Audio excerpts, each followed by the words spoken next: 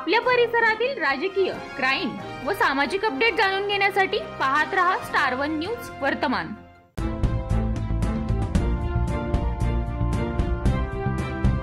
विट्यात हिंदू तरुणाला गणपती बसवल्याच्या कारणाने मुस्लिमांकडून कोयत्याने मारहाण।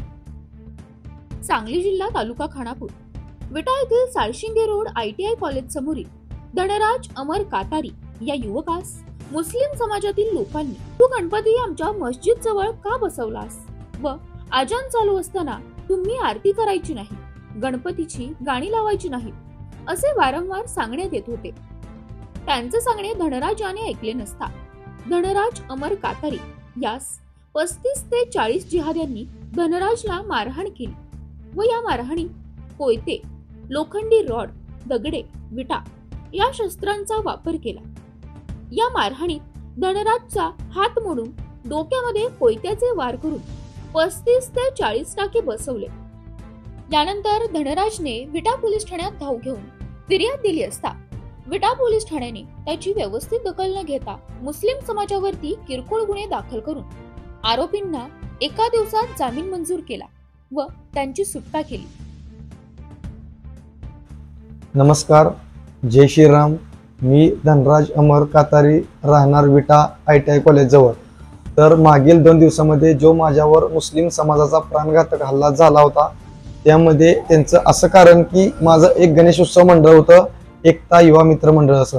तर मुस्लिम समाजाने मला असं अडथळे आणले होते की तू मंडळ बसवायचं नाही आणि मंडळ जरी बसवलंस तर मस्जिदच्या आमची नमाज असते त्यावेळी तू गाणी लावायची नाहीत, आरती करायची नाही व आरती वगैरे स्पीकरवर लावायची नाही, अशा प्रकारचे त्यांनी अडथळे आणले। गणपती विसर्जन झाल्यानंतर हजरत अली टिपू सुलतान ग्रुप विटा या मुस्लिम समाजाच्या 30 ते 40 लोकांनी माझ्यावर कट रचून मी व माझा मित्र यांच्यावर प्राणघातक हल्ले केलेत। त्या हल्ल्यामध्ये माझ्या डोक्यामध्ये कोयत्याने, विटकरी, दांडकी अशा प्रकारचे रॉडने वगैरे माझ्यावर हल्ले केलेत। त्या हल्ल्यात माझ्या डोक्यामध्ये 38 टाके व हात फ्रॅक्चर झालेला आहे। तसेच माझा मित्र हर्ष त्याचा पण हात फ्रॅक्चर पूर्णपणे झालेला आहे।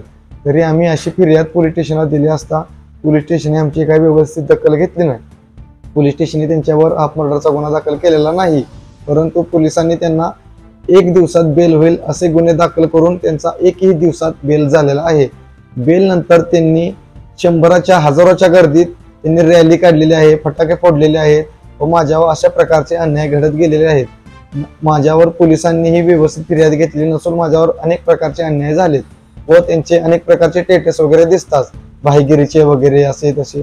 तर मला न्याय मिळावा अशी माझी सकल हिंदू समाजाला कळकळीची विनंती आहे।